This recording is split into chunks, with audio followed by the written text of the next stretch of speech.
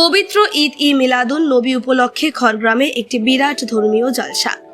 ইসলাম ধর্মের মতে জাহিলি যুগে মানবতা যখন বিপন্ন হয়ে পড়েছিল, তখন মহান আল্লাহ তাআলা মক্কার কুরাইশ বংশে মানবতার মুক্তির দূত হিসেবে মহানবী হযরত মুহাম্মদ সাল্লাল্লাহু আলাইহি ওয়াসাল্লামকে প্রেরণ করেছেন, যিনি এই অন্ধকারাচ্ছন্ন পৃথিবীর মানুষকে মুক্তির দিশা দেখিয়েছিলেন। রাসূল নবীকে রাহমাতুল্লিল আলামিন হিসেবে উল্লেখ করেছেন, অর্থাৎ রাসূল সাল্লাল্লাহু আলাইহি ওয়াসাল্লাম হলেন সমগ্র মানবজাতির জন্য প্রেরিত পূর্ণাঙ্গ রহমত স্বরূপ, যার মধ্য দিয়ে আল্লাহ তার এই রহমত তার সৃষ্ট প্রতিটি জীবের মধ্যে পৌঁছে দিয়েছেন। সেই মহানবী হযরত মুহাম্মদ 12 রবিউল আউয়ালের ফজরের আগে মক্কায় জন্মগ্রহণ করেন। সেই পবিত্র দিন উপলক্ষে মুর্শিদাবাদ জেলার খড়গ্রাম ব্লকের তেজাপাড়া যুবকবৃন্দের উদ্যোগে সোমবার রাতে একটি ধর্মীয় জলসার আয়োজন করা হয়েছিল। প্রধান বক্তা ছিলেন মাওলানা ইব্রাহিম কলিমুল্লাহ এবং সভাপতি ছিলেন তেজাপাড়া জুম্মা মসজিদের ইমাম হাফেজ মাসুদ আলম। মা বোনেরা আমার হারিসা কায়াকা কামতে ঘামতে আছে। আব্দুল মুত্তালিব একবার ভিতরে যান, একবার বাইরে আছে।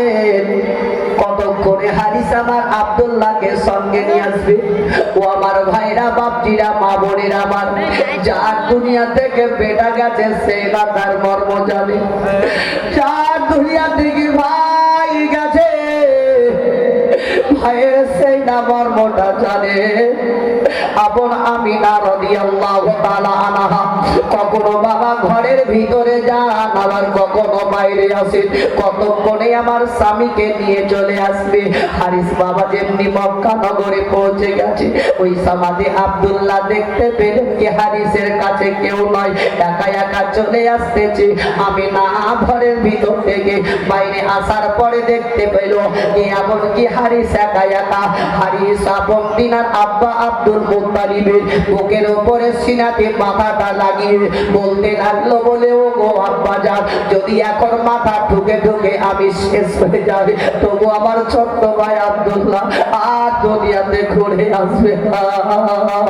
আমিনা রাদিয়াল্লাহু তাআলা আনহা যেমন বাবা শুনে নিলেন, আমিনা আর জোর কেঁদে উঠলে। আমিনা কাঁদতে কাঁদতে ভিতরে গেলে। আমিনা রাদিয়াল্লাহু তাআলা আনহা বললেন, আল্লাহ গো, আমি কি অল্প বয়সে স্বামী হারা হয়ে যাব? এটাই আমার ভাগ্যে নসিবে ছিল। ওগো আল্লাহ, আমি আর কোনদিন স্বামী দেখতে পাবো না।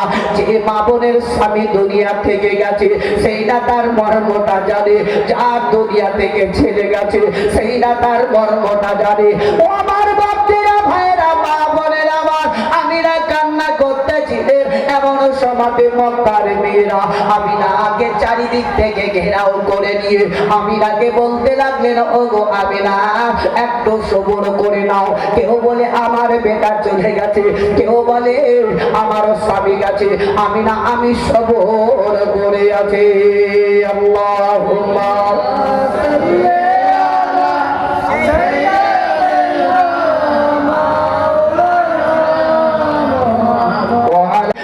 তার মুখটা একটু কাপড়টাও হটাও, দেখি যদি আমি চিনতে পারি।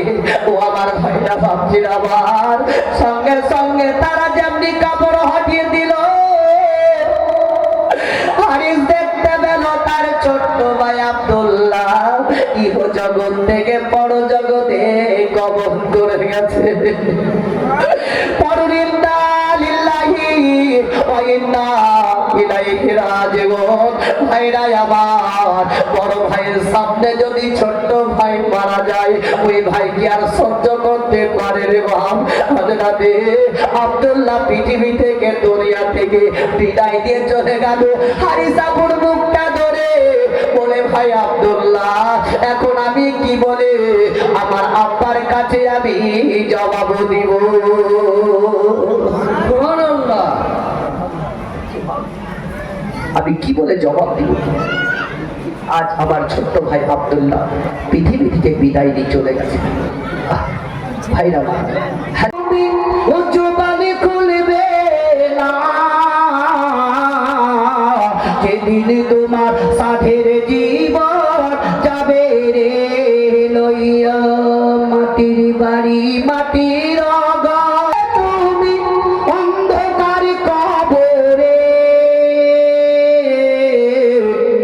যেদিন তোমার সাধের জীবন যাবে রে লইয়া জীবন যা অন্তিম কালে আদিরা গিলাসিয়া যেদিনে তোমার সাধের জীবন যাবে রে লইয়া। খড়গ্রাম থেকে রফিকুল ইসলামের রিপোর্ট, চেতনা নিউজ।